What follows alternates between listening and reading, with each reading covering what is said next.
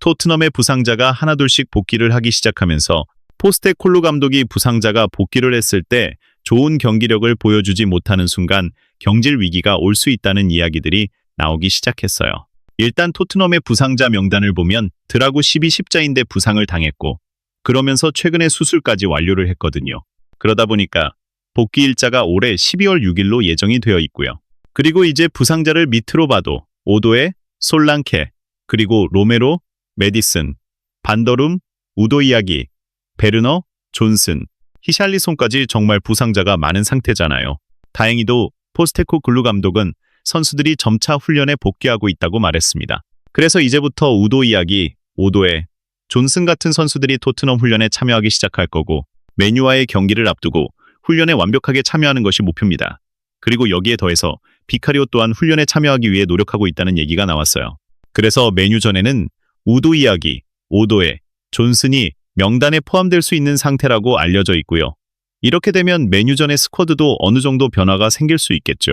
일단 스펜스가 잘해주고 있지만 우도 이야기가 복귀하다 보니까 포로가 쉬게 되고 스펜스가 오른쪽에 나오는 선택을 또 할 수 있게 되는 거겠죠. 그리고 미드필더 라인에서는 베리 발렌티노 혹은 비수마 같은 선수들이 나올 때 아무래도 미드필더 라인의 볼 소유 능력이 부족했으니 메디슨이 복귀한다는 건 메디슨이 공격형 미드필더로 나와서 중원과 공격 라인을 오가며 연결고리 역할을 할 수 있다는 의미예요. 존슨이나 오도에가 복귀하면 특히나 오른쪽 라인에서 조금 더 빠른 스피드로 공격할 수 있게 되니까 스쿼드 측면에서는 전체적으로 부상자들이 복귀하면 수비 라인에서 우도 이야기, 중원에서 메디슨의 창의력과 전개 능력, 그리고 오른쪽에서 존슨과 오도의 빠른 돌파가 다시금 살아난다는 거죠. 조금은 여유가 생기게 되지만 문제는 여전히 반더베이크와 로메로의 복귀 이야기가 나오지 않고 있다는 점이에요. 풋볼 런던의 기사를 보면 여전히 반더베이크와 로메로는 복귀를 시도하다가 문제가 생겼고 로메로는 훈련 중 부상을 당했으며 반더베이크는 45분 정도 뛰었던 경기에서 다시 문제가 생기면서 사라졌어요. 그래서 현재 반더베이크와 로메로는 여전히 부상에서 복귀할 수 없는 상태고요.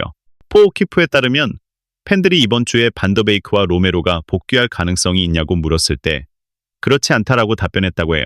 이처럼 수비 라인의 복귀가 늦어지는 건 아쉬운 점이긴 하지만 어쨌든 부상자가 어느 정도 계속 복귀하고 있기 때문에 이제 토트넘이 메뉴전에서 좋은 성적을 거두지 못하면 정말 안 되는 상황으로 흘러가고 있어요. 현재 리그 성적을 보면 메뉴와 토트넘이 승점 29점과 27점으로 맞붙고 있거든요. 그런데 주중에 있었던 에버튼과 리버풀의 경기에서 에버튼이 리버풀과 무승부를 거두면서 승점이 27점이 됐어요. 그리고 에버튼은 머지사이드 더비에서 한 경기를 덜 치른 상태였기 때문에 토트넘과 경기 수가 같아졌어요. 또한 웨스트햄과 승점이 동일한 상태죠. 그러다 보니까 토트넘이 자칫 잘못하면 16위까지 내려갈 수도 있고 울버햄튼도 승점이 가까워지고 있기 때문에 이번 경기에서 승리하지 못하면 더 내려갈 수도 있는 상황이에요.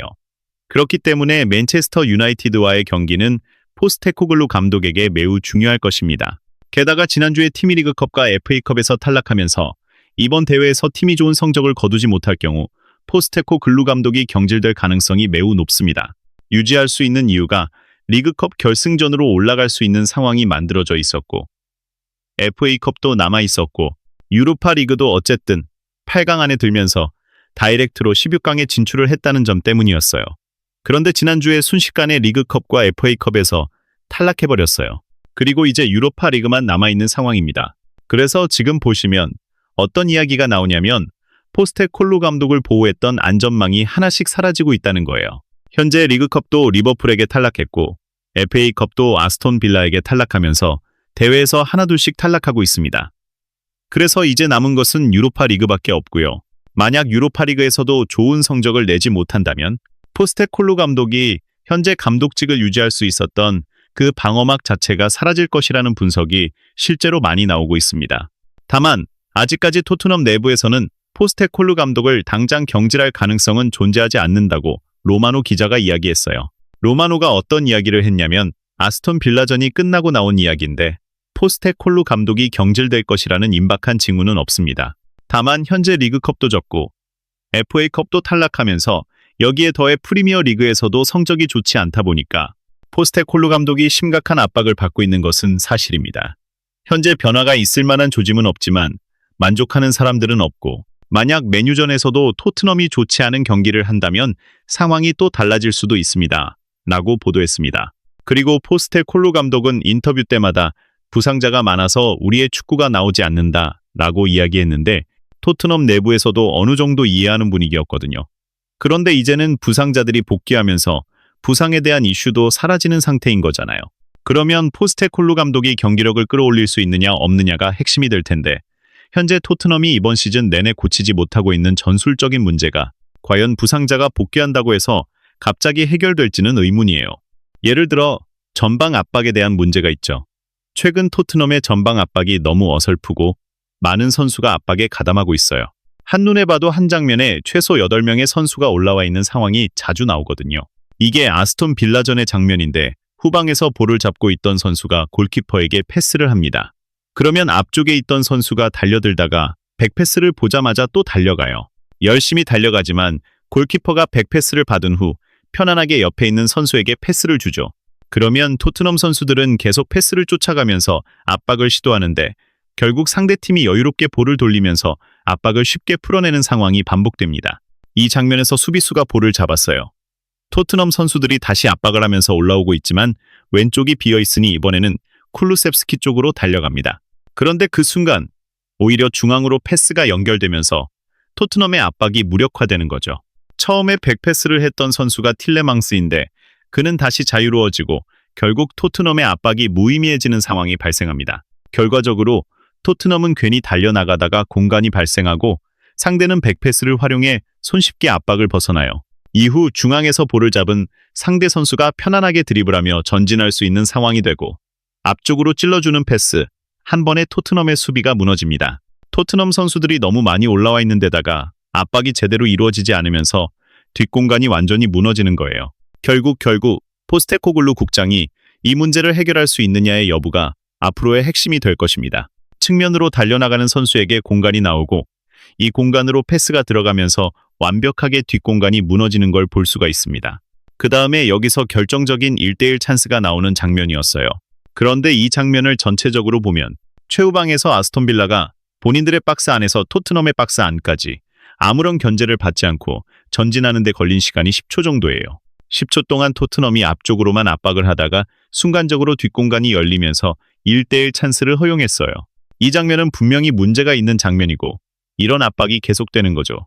이 장면도 보면 수비수가 볼을 잡고 있을 때 손흥민이 달려갑니다. 그리고 백패스를 해요. 그러면 또 이 볼을 따라서 따라가요. 그런데 다 같이 올라오지 않으니까 비어있는 공간이 엄청 많습니다. 그래서 골키퍼가 볼을 잡아서 다시금 오른쪽에 있는 선수에게 패스를 합니다. 그러면 손흥민은 달려가다가 또 달려갑니다. 그러면 손흥민이 달려올 때 이쪽으로 달려오면 다시 반대편에 공간이 생기는 거잖아요. 그래서 편안한 백패스, 그러면 백패스를 받아서 다시금 반대편으로 패스.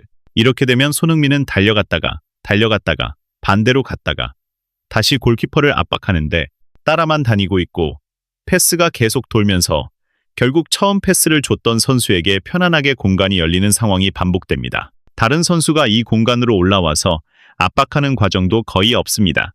그러니까 과연 이런 체계적이지 않은 압박이 부상자가 돌아온다고 해서 갑자기 좋아질 수 있을지 의문이고 여기에 더해 이런 문제조차 고쳐지지 않고 있죠. 예를 들면 공격할 때 풀백이 너무 많이 올라가면서 수비 라인에 구멍이 생기는 문제입니다. 이 장면도 보면 스펜스가 공격적으로 올라가고 있는데 여기서 마티스 웨러가 뛰어들어가는 스펜스에게 패스를 보내주고 있었거든요. 그런데 이게 공교롭게도 패스가 잘렸어요. 패스가 끊기면서 바로 아스톤 빌라가 역습을 하는 장면이었죠. 그런데 스펜스가 워낙 높게 올라가 있다 보니까 심지어 아까 전 장면에서 스펜스의 위치가 거의 손흥민과 동일 선상에 있어요. 그러다 보니까 여기서 볼이 끊기는 순간 스펜스가 내려오기에는 너무 먼 거리입니다. 그래서 스펜스가 올라간 측면에 공간이 생기게 되고 이 공간을 이용해 아스톤 빌라가 편안하게 공격을 전개하면서 측면 공간을 완전히 무너뜨릴 수 있었던 거죠. 그리고 이 공간에서 크로스가 올라오면서 결국 아스톤 빌라가 득점을 만드는 장면까지 나오게 됐어요. 이런 장면을 보면 확실히 토트넘이 단순히 부상자 문제 때문이 아니라 너무 극단적인 압박을 하고 있고 이로 인해 뒷공간이 열리는 문제, 풀백이 너무 공격적으로 올라가면서 수비가 무너지는 문제가 반복되고 있어요. 그런데 포스테콜로 감독은 이번 시즌 내내 이런 문제를 한 번도 제대로 해결하지 못했어요. 과연 부상자가 복귀한다고 해서 이 문제가 고쳐질 수 있을까요? 이런 점들이 토트넘이 앞으로 해결해야 할 과제이며 특히 맨유전에서 이 문제가 해결되지 않는다면 정말 위험한 상황이 될 수밖에 없습니다. 그래서 이번 주 맨유전이 포스테콜로 감독의 경질 여부를 결정할 수도 있는 중요한 경기가 되지 않을까 싶어요.